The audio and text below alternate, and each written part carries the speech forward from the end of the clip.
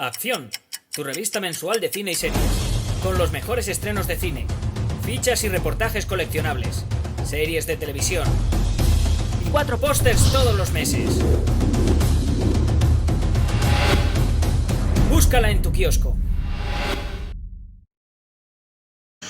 Muy buenas amigos y seguidores del canal de Acción Cine, un día más un nuevo vídeo a la carta y en este caso nos lo ha pedido nuestro amigo Mario, al que le damos las gracias como siempre por partida doble.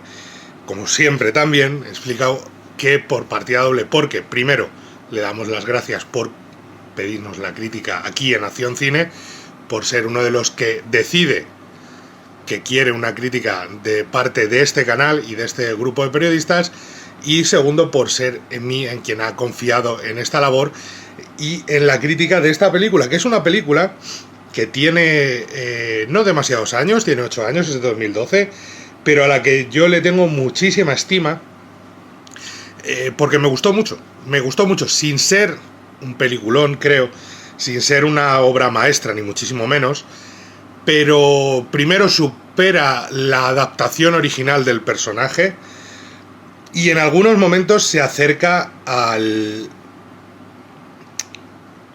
cómic en el que está inspirada, que es, en este caso, estamos hablando de Dredd, la película protagonizada por Karl Urban y dirigida por Pete Travis en 2012, y la película que nos devolvió a un personaje que ya en los 90 se intentó hacer una película con ella, el personaje Juez Dredd, interpretado por Sylvester Stallone, que fue un fiasco de taquilla y un fiasco de crítica, y que creo que esta es sensiblemente superior, entre otras cosas porque era complicado hacerlo peor que la de Stallone, no porque la de Stallone sea en sí misma una mala película, sino porque creo que es en sí misma una mala adaptación. Hay que diferenciar eso. Creo que es una película entretenida de ciencia ficción y acción. Le hubiera venido mejor un director con algo más de garra que Danny Cannon, pero creo que es una película de ciencia ficción entretenida, pero creo que pierde de vista la adaptación y el personaje en el momento en el que decide quitarle el casco y convertirse en un rollo posapocalíptico, chungo, raro, que no tiene mucho que ver con la idea original de Wagner y Ezquerra, que son los autores del personaje, guionista y dibujante. Así que, Mario, muchísimas gracias por hacerme revisitar una película que suelo ver de cuando en cuando. No hacía mucho que la había visto, y que es una película a la que le tengo bastante estima y con la que me lo paso siempre bastante bien. Creo que no solamente porque el personaje de Dredd de Juez Dredd esté muy bien personalizado en el cuerpo y en parte del rostro, porque en esta ocasión sí que no le quitan en ningún momento la máscara en la cara de Karl Urban, al que solamente se le ve la boca y la mandíbula, y está muy bien personalizado y muy bien transformado en el personaje. Pero también me gusta mucho por la relación que establece de maestro y alumna con el personaje de Anderson, el personaje interpretado por Olivia Thirlby, que creo que es uno de los grandes aciertos de la película y que aporta un punto de vista distinto a lo que es realmente el Juez Dredd. Sé que con esta película ha habido en más de una ocasión, lo sé porque lo he leído en 70.000 sitios, comparativas sobre si es o no es demasiado parecida a The Raid, de Redada Asesina, otra película que adoro y que me encanta, y que creo que es incluso un pelín superior a esta por diversos motivos. Pero creo que es injusto decir que se parecen. Y esto tiene que ver con algo tan sencillo como fechas de rodaje. No es posible que Dredd, o salvo que viajen en el tiempo, copie a la película, aunque Redada Asesina se estrenase en 2011, no se estrenó en 2011, llegó a festivales a finales de 2011, se estrenó en 2012 en Indonesia, y Juez Dredd se estrenó en 2012. Lo que pasa es que se estrenó antes, evidentemente, Redada Asesina. Pero Redada Asesina empieza su rodaje en marzo de 2011. Es una película que exige mucha preproducción, pero luego poca postproducción, porque no tenía tanto despliegue digital como puede tener Dredd, que encima se rodó en 3D. Dredd comenzó a rodarse en noviembre de 2010. Se estrenó casi 2 años después. Noviembre de 2010. Dredd empezó a rodarse 5 meses antes de que empezase a rodarse Redada Asesina. Si los de Dredd consiguieron copiar Redada Asesina empezando el rodaje, vamos, cuando empieza a rodarse Redada Asesina, Dredd ya está terminado el rodaje. Es virtualmente imposible. Y esto no es información que tienen en internet. Pueden acudir y mirar fechas de inicio de rodaje, tanto por páginas de información, como puedan ser los grandes outlets de informativos de Estados Unidos, de Hollywood, como por pequeñas páginas, o si quieren acudir incluso a páginas de información más general, como pueda ser IMDb. Vienen las fechas de rodaje. Una empezó a rodarse en marzo de 2011, que es Redada Asesina, y la otra empezó a rodarse en noviembre de 2010. De hecho, en Sudáfrica. Cuando termina el rodaje de Dredd, todavía no ha empezado el rodaje de la otra película. Por el rodaje de Dredd creo que fueron 3 meses y medio, porque eran creo que 15 semanas de fotografía principal y 7 semanas de fotografía secundaria, con lo cual entre pitos y flautas creo que fueron 3 meses y medio, 4 meses, porque saben que la fotografía principal se suplementa muchas veces con la secundaria, salvo que necesites a las estrellas protagonistas. Así que en total fueron, pues, creo que 3 meses y medio, 4 meses de rodaje en Sudáfrica, lo que llevó esta película. Cuando llegó el inicio de rodaje de Raid, que repito, me parece una película fantástica y creo que es superior a esta en varios sentidos.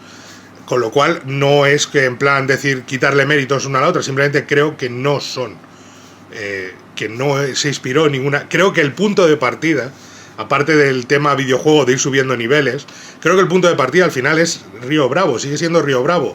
a la inversa. O sea, en vez de estar encerrados, este grupo de personajes lo que está es que no puede salir y tiene que buscar una salida, pero con un prisionero y con una circunstancia en la que se enfrentan a una oleada de villanos. O sea, al final es lo mismo, solo que a la inversa. Que la situación sea de encierro o de ataque externo no cambia el principio básico de la idea. Los héroes rodeados intentando sobrevivir, que es lo que sucede en Río Bravo, en El Dorado y en estas dos películas. Aunque lo que cambia es la fuerza externa a la fuerza interna, el sobrevivir desde dentro o intentar salir al exterior. El principio básico sigue siendo el mismo y es la inspiración de todo este tipo de cine, y que está presente en casi todas las películas de John Carpenter, como ya hemos hablado en alguna ocasión en este mismo canal, y sigue siendo una de las fuerzas narrativas más interesantes a la hora de rodar una película de este estilo. Una película de este estilo que son 95 minutos, que es muy cortita y que a partir de aquí, aviso, va a haber spoilers. Spoilers por todas partes. Spoilers. Si no han visto Dredd, dura 95 minutos, vayan, véanla, disfrútenla, pasen un buen rato y vuelvan. Cuando vuelvan, seguimos hablando de Dredd. Mientras tanto, no, porque va a haber spoilers. Y aunque no tiene demasiados giros de guión, sí tiene un par de puntos que si les hacen spoiler, pues a lo mejor no les estropean la experiencia, pero cachis, qué penita. Con lo cual, si no han visto Dredd, véanla y luego vuelvan. Como ya hemos dicho, es una historia de, en este caso, el personaje de Dredd, el personaje creado por Wagner y Ezquerra, que le encargan, después de una persecución inicial muy, muy guapa, le encargan vigilar, le encargan controlar a una novata que apenas ha pasado los cursos de preparación. De hecho, se supone que ha suspendido por un margen mínimo, pero que tiene un don, es mutante y tiene el don de leer la mente de los que la rodean, es una psíquica, con lo cual puede ser un gran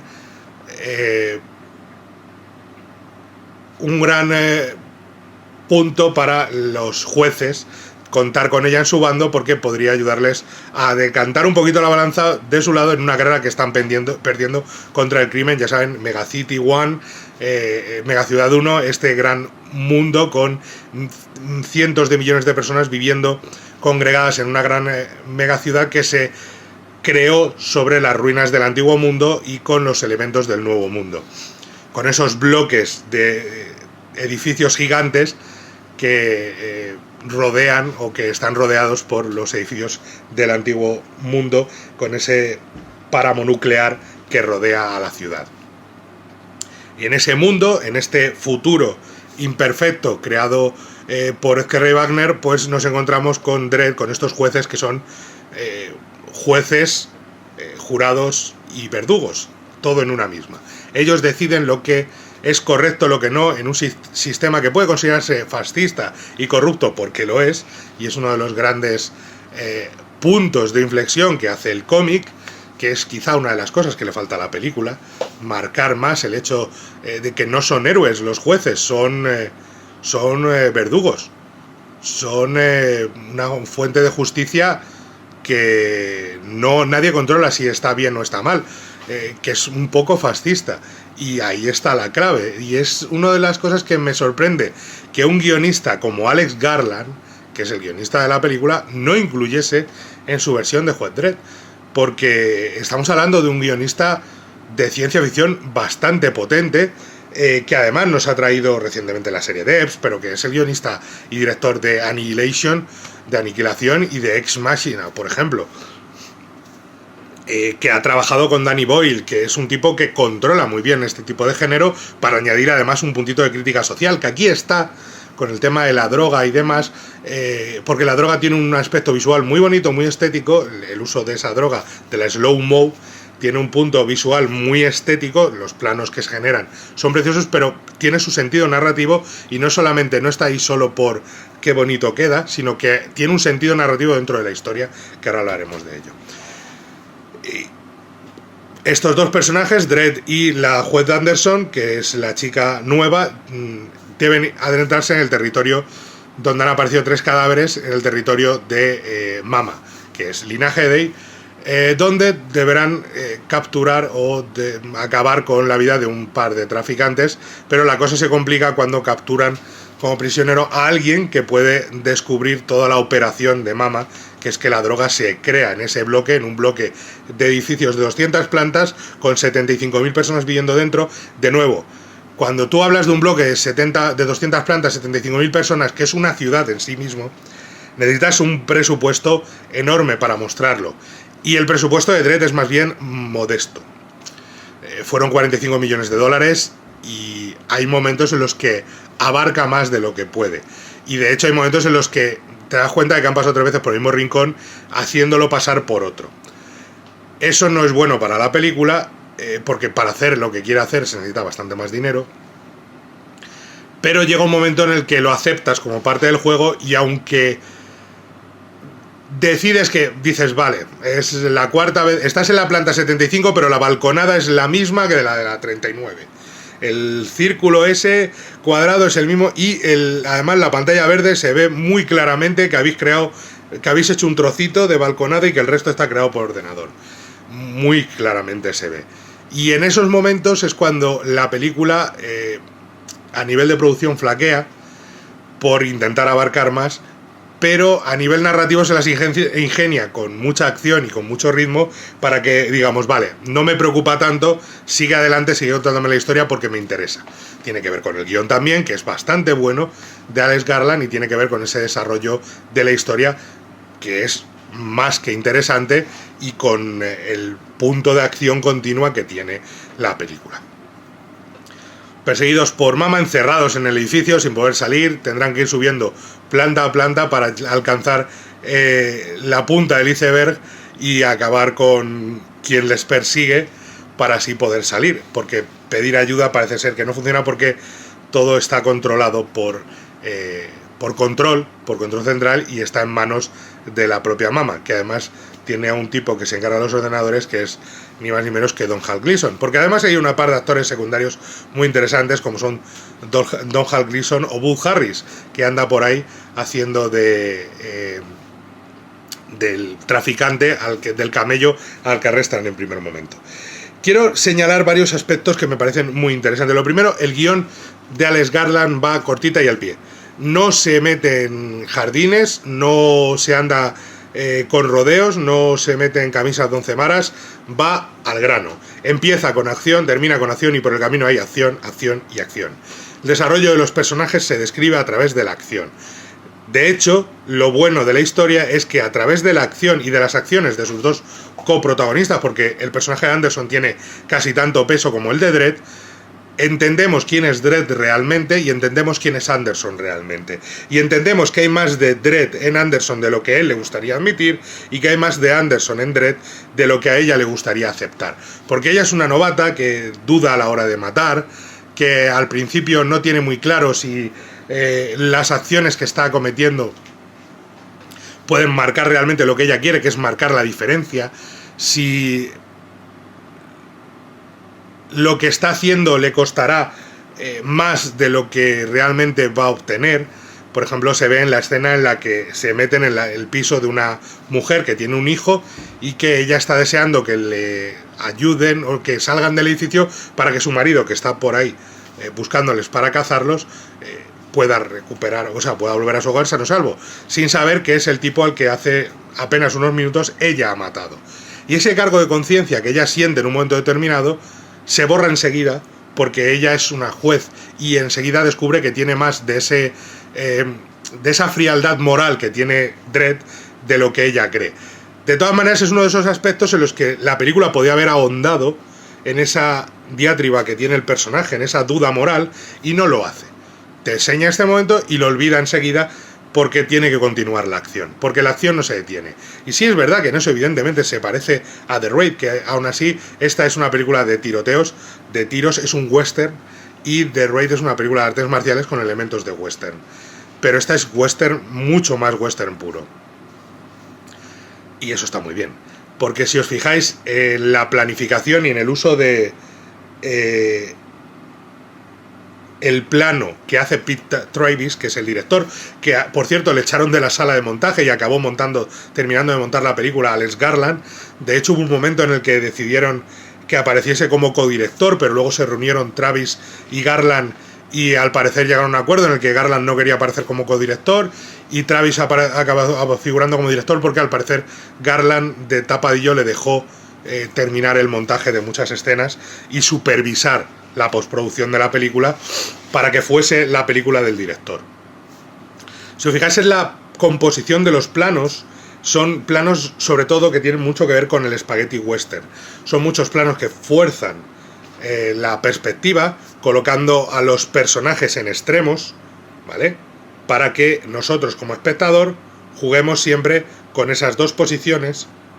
Puede ser así o así, como ustedes prefieran, pero juguemos siempre con esas dos posiciones que fuerzan el plano y abren mucho el hueco que hay, el aire que hay entre los personajes. Se ve incluso hasta cuando caminan los dos protagonistas por el edificio, pero se ve también, por ejemplo, en otro tipo de composición de plano, por ejemplo, en el momento en el que Dredd consigue acceso a uno de las cabinas de comunicación y empieza a hablar al edificio. Ese momento en el que dice lo de para mama, es tiempo de juicio, judgment time, ese momento, ese plano, ese corte de plano que hace muchísimo, es heredado directamente de ese tipo de westerns y creo que es uno de los aciertos visuales de la película, que tiene una fotografía y una forma de describir el mundo en el que está, y ese edificio y ese bloque y esa Megacity 1 que es sucia, que es desarrapada, que tiene un montonazo de desempleo, que es un nido de crimen, pero que en sí mismo es una ciudad. Tiene su propio centro médico, tiene su propio supermercado gigante, tiene tiendas, tiene una escuela en la que entra en un momento determinado en el aula. Tiene muchos detalles que demuestran que es una ciudad, pero de nuevo, no parece una ciudad de 75.000 habitantes, parece una ciudad algo más pequeña. Si solamente el centro médico ese tiene que atender a 75.000 personas, creo que se pegan un tiro por el camino en mitad del este. No hay... Pero, de nuevo, lo que quieren es mostrarnos esa grandiosidad, y creo que acierta muy bien, por ejemplo, en esos primeros planos, en esos planos externos generados por ordenador. Creo que acierta muy bien al mostrarnos lo que es Megacity 1, Megaciudad 1, y luego otra vez lo mezcla con planos de Cape Town, de Ciudad del Cabo, que no son tan... ¿vale? Que vemos coches y cosas así que dices tú, no te emociones con este tipo de cosas porque me estás mezclando churras con merinas, ¿eh? No estás jugando a lo mismo, y eso es un plano digital que yo entiendo que es la ciudad, y esto es un plano de una ciudad real que no es lo que me has mostrado hace 2 minutos, así que no lo mezcles porque canta. pero tiene ese componente de western y esa fotografía gastada, sucia, de ese punto acabado que tiene la civilización que presenta Juez Dredd, que está muy bien y que además nos lleva, por ejemplo, a esos momentos mucho más quizá comedidos, en gran medida, quizá sosegados, que son las charlas que tienen, los pequeños breves instantes de charla entre Dredd y su acompañante, que son detalles, guiños, a veces funcionan más, a veces funcionan menos. Hay que tener en cuenta que, por ejemplo, el personaje de ella, el don que tiene, le sirve para terminar conversaciones porque entiende lo que está pensando, los compañeros que la rodean y el propio Dredd, pero también nos prepara para lo que va a ser lo opuesto justo, que es el uso de la slow-mo. La slow-mo es una droga que hace que tu cerebro funcione o reaccione un 1% de su velocidad habitual, con lo cual todo va a cámara lenta y todo es precioso, luminoso, con unos colores súper brillantes, hasta en los reflejos de los cristales, hasta en el agua que se levanta de una bañera, hasta en el humo que aparece del inhalador que se utiliza para consumir slow-mo. Todo eso está muy bien trazado, muy bien creado, muy bien pensado visualmente, pero además tiene un sentido, aparte de estético, que contrasta radicalmente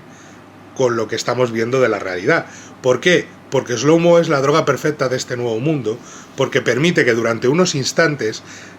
encuentres algo de belleza en un mundo en el que todo es feo, todo es horrible y todo es devastación.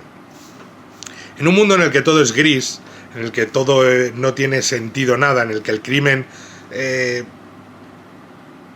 campa a sus anchas por Megacity, en el que los jueces son insuficientes para impartir justicia y es una justicia fascista, en el que el mundo que te rodea está casi abocado a desaparecer con el tiempo, encontrar un punto de belleza a través de esta droga, unos instantes en el que todo es más bonito, es una pequeña tabla de salvación. Por eso os decía que tiene un elemento narrativo y no solamente estético. Sirve para entender por qué es tan popular esta nueva droga. Porque cualquiera que la use se da, por un momento, se escapa de esa realidad y además podemos ver por qué y cómo se escapa, que es con esa cámara lenta, hiperlenta, que se hicieron con las ultimísimas cámaras Phantom que habían salido al mercado. Si veis cómo se hizo, las cámaras son una chulada y cómo está creado para rodar esas escenas, y hace esa cámara súper lenta, creo que eran no sé, eran 400 frames por segundo o algo así lo que llegaba a captar, pero tú ves esa cámara súper lenta que va a esa velocidad tan pausada y hace que cualquier gesto, cualquier movimiento, cuando Lina Headey está en la bañera y levanta el agua que parece leche, parece Cleopatra en la bañera en una tinaja de leche, cuando alza y ves el movimiento del agua, es bellísimo. Pero hasta los actos más salvajes, cuando lanzan a la gente por el balcón, cuando el propio Dredd coge al personaje de Lina Headey y lo tira por la balconada y cae, y lo vemos caer hasta que se estampa contra el suelo y vemos cómo se le raja completamente la cara y la sangre se esparce en el suelo, hasta en esos momentos tiene una belleza enorme el plano y la composición, y la cámara lenta funciona de una forma increíble porque muestra el momento del tiroteo, uno de los tiroteos iniciales, cuando entran en la habitación en la que están los dos yonkis probando la droga y uno va a sacar el arma y le vuelan la cara. Literalmente vemos cómo la mandíbula y el carrillo explota a cámara lenta y la sangre es tremendamente violenta la película, en ese sentido, que es otro de sus grandes aciertos, no suavizar la violencia de los cómics, y consigue que sea espectacular y al mismo tiempo que tenga una belleza perversa, de decir, esto no debería ser bonito de ver, porque es una violencia enorme. Le acaban de volar la cara a este sujeto y yo lo acabo de ver estas señoras estallando contra el suelo, o estos señores que los han tirado despellejados y les hemos visto caer a cámara lenta y luego esparcirse sus sesitos por el suelo, que está muy bien planeado y muy bien montado, con lo cual es efectivo. Ese es uno de los grandes aciertos, y esa forma de usar la cámara lenta, el único problema es que llega un momento en el que abusa de ella, lo cual hace que pierda efectividad justo cuando más lo necesita, que es en el final. Creo que como efecto hubiera quedado bien usarlo 2, 3 veces, 4 veces incluso, pero llega un momento en el que dices, hombre, otra vez. A lo mejor estás haciéndolo para que la película te llegue a 90 minutos, porque ya no hay más de paralizar más la acción, porque además frena el ritmo un poco. Y eso impide que, por ejemplo, visitemos aspectos de la película muy interesantes, como es el poder de la chica, de Olivia Thirlby, o incluso el pasado y la actitud de Ma, por qué Ma es como es, por qué Ma está tan tarada, o incluso el del personaje de Domhnall Gleeson, que tiene ese pasado en el que le arrancan los ojos, cosa que también vemos, y en el que le colocan esos ojos cibernéticos y se convierte en quien controla los accesos y demás al edificio en un momento determinado, porque es la vigilancia, la seguridad de Mama, del personaje de Lina Headey. Pero el personaje de Olivia Thirlby, que creo que tiene muchísimo más que ofrecer, llega un momento en el que dices, ahí estás a puntito, estás ahí. Cuando se mete en la cabeza de Butch Harris e empieza a jugar con ella y el otro dice, yo sé cómo hacerte sufrir, tal, cada vez que entra en la mente de él con curiosidad, y él primero la ve como un juguete sexual, que es lo que... pero disfrutando, pero luego ella la vemos, el gran miedo que tiene ella, que es el de estar sola, aislada, no lo explora lo suficiente. O sea, ¿qué es el miedo ese? Dice, sé lo que te produce miedo de verdad, y la vemos a ella solamente asustada y sola, y no sabemos cuál es el origen real de ese miedo, aunque podemos intuirlo por lo que vemos posteriormente, pero no ahonda en ese tipo de situaciones y no ahonda en ese poder que le hubiera dado para descubrir mucho más ese mundo de fantasía que se crea cuando ella entra en la cabeza de la otra persona y la somete casi a una tortura y se convierte ella en la dueña de tu propia cabeza, de tu propio cerebro. Creo que ese aspecto del guión da más juego de lo que al final acaban mostrando. Karl Urban está sensacional y además no se quita el casco, y es muy, muy difícil destacar cuando solo se te ve esto de aquí. Y a Karl Urban solo se le ve esto de aquí, siempre con el rostro torcido, con la cara esa de que parece que alguien le hubiera colocado una puntita de mierda en la nariz y no sabe de dónde viene el olor. Siempre con ese... es una descripción muy gráfica de la cara que pone, pero el uso de la voz. Imprescindible cómo usa la voz Karl Urban para definir quién es Dredd. La postura física y la fisicalidad del personaje.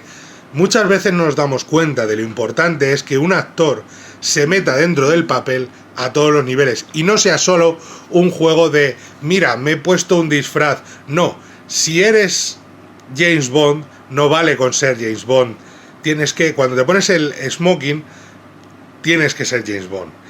Requiere de un aspecto físico, de una presencia, de una planta, de una forma de moverse, que en el caso de Dredd es muy específica, y que Urban se lo bebe por completo y se mete en el personaje de forma increíble.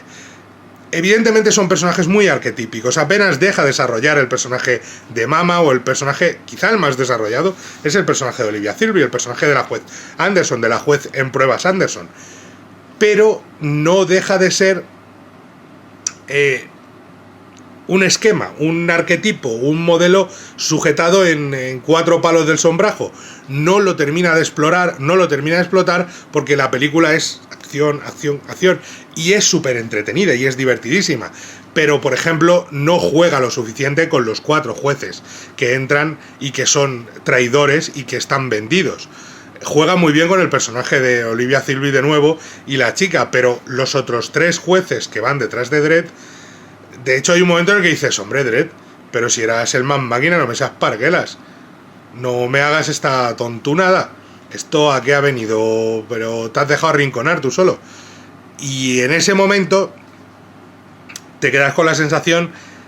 de que podía haber metido una marcha más, de que podía haber dado un poco más, de que la película podía haber durado 10 minutos más, que podían haber sido, o 5 minutos más, que podían haber sido de diálogos y desarrollo de personaje,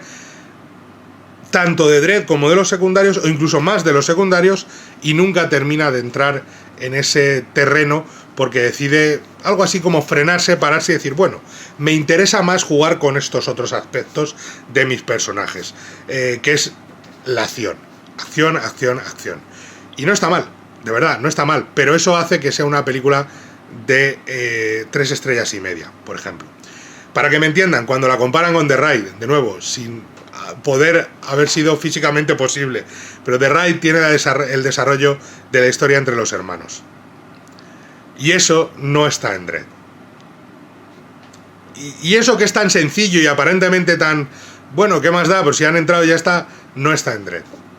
Y ahí esa es una de las claves por las que a lo mejor The Raid es un puntito superior a Dredd.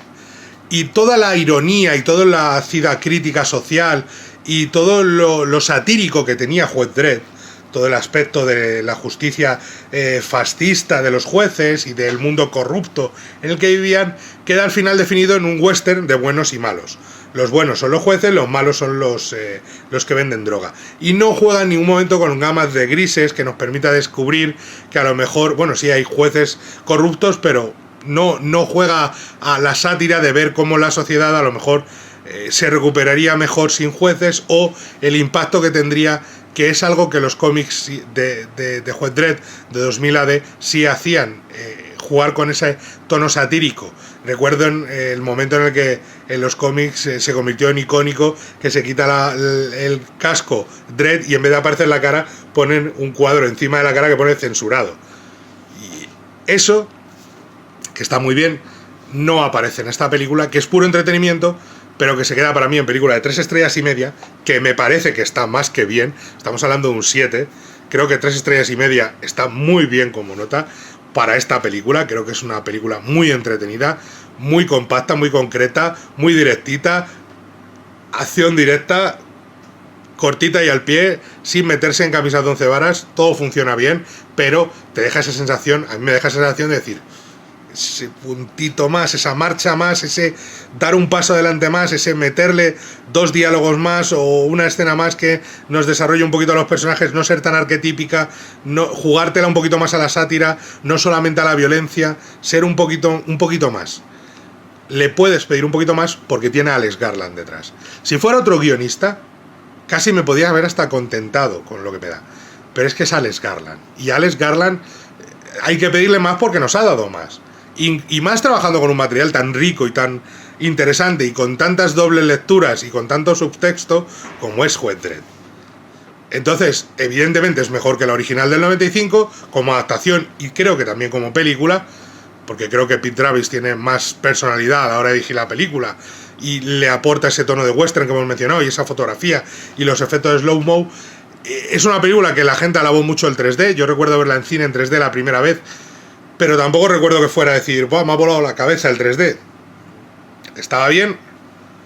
La he vuelto a ver hace nada en 2D, hace unas horas que la he visto de nuevo en 2D y sigue siendo tan efectiva o incluso más que en 3D. Y la vi en un momento, yo la he visto solamente una vez en 3D, luego la he visto por lo menos otro par de veces más, aparte de la de ayer, y creo que es una película que funciona sin el 3D perfectamente. Así que no hay más problema y no es una necesidad imperiosa verla en 3D. Creo que nada más que decir de una película como Dredd, que no se le puede exprimir mucho más. Ya os digo que me da esa rabia de que un puntito más de Alex Garland le hubiera venido de lujo. Creo que sigue siendo un entretenimiento de primer orden, hecha con poco dinero en comparación con otras películas de género, que fue un fiasco comercial, pero que todo el mundo la ha convertido en una película de culto gracias a las ventas en mercado doméstico y a los pases en televisión, y todo el mundo sigue pidiendo una secuela, aunque sea en forma de serie de televisión, y Karl Urban parece que le encantaría volver a hacer el personaje. Poco más que añadir, dar de nuevo las gracias a nuestro amigo Mario. Por favor, muchísimas gracias por contar con nosotros, muchísimas gracias por elegirnos, por hacer que esta sea tu casa para hacer esta crítica,